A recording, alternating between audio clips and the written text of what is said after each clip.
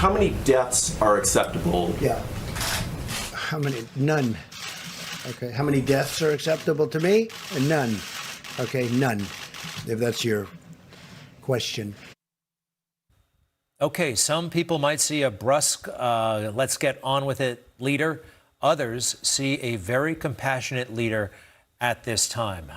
I've seen flashes of that, and so has at least one of my next guests. We're joined now by Craig Shirley, historian and Reagan biographer, and Doug Wead, also presidential historian. Welcome to you both. And first to you, Doug, you have noted the president's compassion.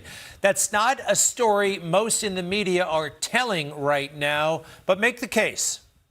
Yeah, I interviewed the president extensively when I wrote the book Inside Trump's White House, and I was a bit taken back by that because he seems like such a hard knuckles guy, but he's a very tender man. He has a great love for his own family and a tenderness towards them.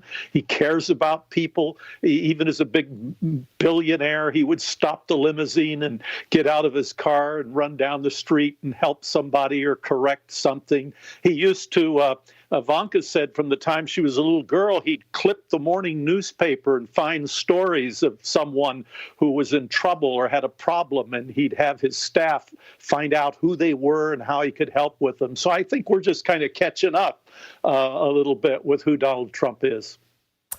Craig Shirley, do you see him as a compassionate leader?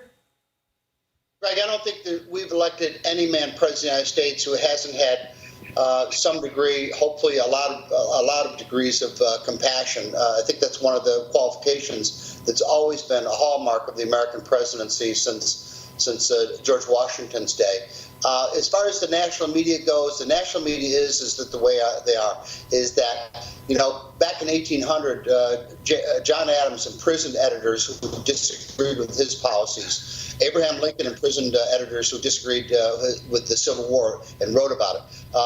And then Woodrow Wilson passed the Espionage Act and used that to crack down on journalists that he disagreed with. Every president has done battle with the press. The only two really, and including George Washington, which is why they put the First Amendment at the time in the bill. The First Amendment contained the freedom of the press, because at the time they saw the press as a valuable ally of the people against their government, and it worked pretty much until the presidency of John Kennedy, and then again the presidency of Barack Obama, where the media allied with the government against the people. And that's the problem today, is that the media now is allied with the government but against Donald Trump, which is an odd sort of place to find yourself.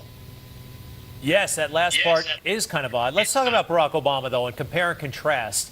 I said this earlier in the show. I think he was cool to a fault. He never broke a sweat. I really sense that there was kind of an obsession with him looking good, and that obsession came from him. And then I found this in The Guardian.